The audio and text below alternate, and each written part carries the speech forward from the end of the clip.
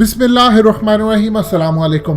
पाकिस्तानियों के लिए बड़ी खुशाइंद खबर है कि हिंदुस्तान टाइम्स ने यह इंकशाफ किया है कि चाइना चूंकि लद्दाख के अंदर घुसा है और उनके वेरियस सोर्सेज की जानिब से ये मामला सामने आए हैं। तकरीबन 60 स्क्वायर किलोमीटर अंदर तक चाइना घुस चुका है और उसके घुसने के बाद अब वो वहां पर बंकर्स बना रहा है और बंकर्स बनाने के लिए वो व्हीकल और दूसरी तमाम चीज़ों को लेकर आ चुका है। और इससे ये साबित होता है कि चाइना वापस जाने का कोई मूड नहीं रखता।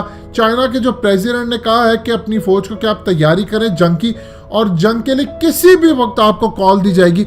अब आपको समझ आएगी कि वो क्यों कॉल देना चाह रहे हैं। उन्होंने बंकर्स बना दिए, लेकिन हिंदुस्तान टाइम्स ने जो इंकशाफ किया वो सबसे ज़्यादा इंटरेस्टिंग है। उन्होंने कहा है कि लद्दाख में चाइना घुसा और पाकिस्तान ने अपनी फौजें गिलगित बल्तिस्तान में उतार दी है वहाँ पर इंडिया का मुकाबला करने के लिए। मज़ीद डिस्कस करने से पहले इस वीडियो को लाइक करें, हकीकत टीवी को सब्सक्राइब करें और बेल आइकन पर ज़रूर क्लिक करें। क्लियर हो चुका है कि इंडिया गिलगित बल्तिस्तान पर हमला करने जा रहा। जो आपको पहले बताया था कि ISI और MI की इनपुट जो है हमने बर वक्त हमारी इंटेलिजेंस एजेंसियों ने इसको पकड़ा। चाइना के साथ हम राब्ते में थे। देखिए, ये पहला मौका है कि पाकिस्तान की फौज और अवाम का जो रिश्ता है वो बहुत ज़्यादा मजबूत है। आप किसी गली कूचे में चले जाएं, लोग फौज की इस तरह कदर और इज्जत करते हैं।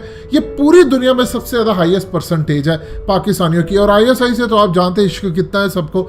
लेकिन इस सूरत हाल में पहली दफ़ा पाकिस्तान पर अवाम का प्रेशर आ रहा था हमारी फौज के ऊपर कि अब हमें इंडिया को जवाब देना है। हम यहाँ पर बैठे ने हमें चीन की तरह जवाब देना, और अब पाकिस्तान गिलगित बल्तिस्तान में आ चुका है। आप इसका क्रेडिट दें, अपनी ISI को और MI को क्रेडिट दें और हमारी दूसरी भी इंटेलिजेंस एजेंसियों को कि बर वक्त हमने ये चीज़ समझी है और इंडिया के इस हमले को हमने रोका है। वो कैसे रोका है? देखिए, उनकी रॉ मुकम्मल तौर पर फ्लॉप हो चुकी है। उसकी वजह क्या है? वहाँ सबसे बड़ी वजह यह है कि अब चाइना की फौजें उत्तराखंड में उतर रही हैं और वहां पर उनका ये प्लान है, जब आप बंकर्स बनाते हैं तो इसका मतलब होता है कि आपने वहां तक तो एरिया छोड़ना नहीं है, अब आपने आगे लेकर जाना है। देखिए, इंडिया इस वक्त कैच 22 की पोजीशन में आ चुका है। कोई भी गवर्नमेंट जो होती है वो सरवाइव नहीं कर सकती ऐसा जो सेटबैक उनको मिले LAC पर। उनकी रॉ मुकम्मल तौर पर फेल हो चुकी है। उनके UAV सिस्टम सारे फ्लॉप हो चुके हैं, उनके रेडार सिस्टम फ्लॉप हो चुके हैं, उनका स्कैनिंग सिस्टम फ्लॉप हो चुका है। वो डिटेक्ट ही नहीं कर पाया कि चाइना की फौजें वहाँ पर आ रही हैं, वो आकर वहाँ पर घुस रही हैं और वो घुसने के बाद वहाँ पर अब बंकर्स बना रही हैं। यानी ये कोई छोटी बात नहीं है कि आपकी फौजें आपके तकरीबन 60 स्क्वायर किलोमीटर के एरिया को फतह कर लें। चाइना अब ये एरिया छोड़ना नहीं चाहता। ये तो इंडिया के हाथ से निकल चुका है एरिया। चाइना तो वापस जाने के मूड में नहीं है। चाइना एक दफ़ा कब्जा कर ले, पीछे नहीं जाता। अब गिलगित बल्तिस्तान के अंदर देखिए, हमेशा से पहले यहाँ पर भी यूनिट्स रहते थे। अब यहाँ पर अगर फौजें हमारी आ रही तो ये अवाम का फौज से एक मुतालबा है कि चाइना के साथ आप मिलकर इंडिया को दबोचें। अब इंडिया के लिए खबर कोई अच्छी खबर नहीं है। वहां पर उनकी इंटेलिजेंस एजेंसियों की नाकामी हो चुकी है। अजीत डोभाल मुसलसल राब्ते में है कि ये हुआ क्या हमारे साथ। ये सरप्राइज उनको कोई पहली दफा नहीं मिला।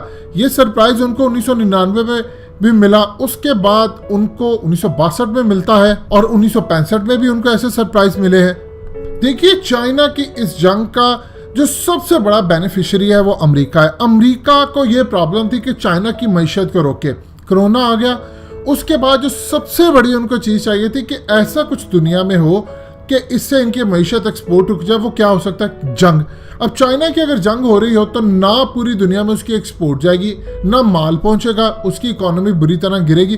तो इस जंग का सबसे बड़ा बेनिफिशियरी है अमेरिका। इसे अमेरिका को भी नुकसान पहुंचेगा, लेकिन अल्टीमेटली जो बेनिफिशियरी इसका निकलेगा वो इसराइल होगा, क्योंकि इसराइलियों ने कभी फ्रंट पर आकर कोई काम नहीं किया। अब देखिए, चाइना के जो सदर ने जंग की बात की है उसके बाद से भारत अभी तक चुप है। कोई बयान नहीं आया, ना मोदी का आया। अमेरिका से इन्होंने बातचीत की तो ट्रंप ने आगे से ये नहीं कहा कि इंडिया को तुम चढ़ाई कर दो, मैं तुम्हारे साथ। उसने आगे से कहा कि मैं चाइना और इंडिया के दरमियान मसालेहत का किरदार अदा करता हूँ। यानी अमेरिका ने जो एक झंडी दिखानी थी वो दिखा दी।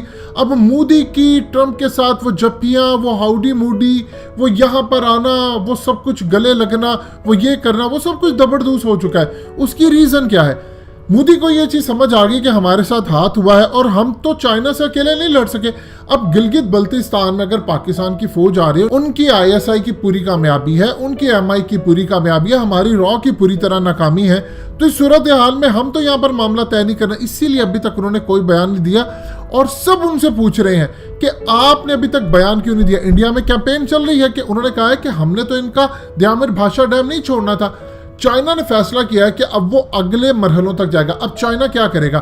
चाइना बाकी भी जितने इलाके हैं वो उन पर भी कब्जा करने की कोशिश करेगा और अल्टीमेटली प्रेशर बिल्डअप होता जा रहा है मोदी पर कि इसको डाइवर्ट करने के लिए कोई खेल करें, कोई काम करें, क्या करें। इस तमाम सूरत हाल के अंदर पूरी तरह इंडिया में परेशानी का माहौल है। मोदी सरकार को समझ नहीं आ रही, उनके इंटेलिजेंस एजेंसियां, रॉ, उनकी आर्मी, उनकी नेवी, इन सब से बुलाकर पूछा जा रहा है कि अब हमने क्या करना है, कि हम इस पोजीशन में है। जो वहां से सूरत हाल आ रही है कि कतन इस पोजीशन में नहीं है इंडिया के इंडिया जंग कर सके।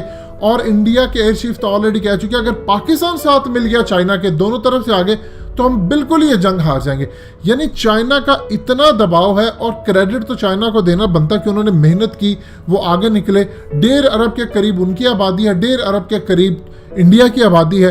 तो इस सूरत हाल के अंदर पूरी दुनिया की आधी से ज्यादा आबादी तो यही आपको नजर आती है। और दुनिया का जिनका प्लान है कि आबादी खत्म करने का, उनके लिए बेहतरीन होगा, वो चाहेंगे कि जंग हो।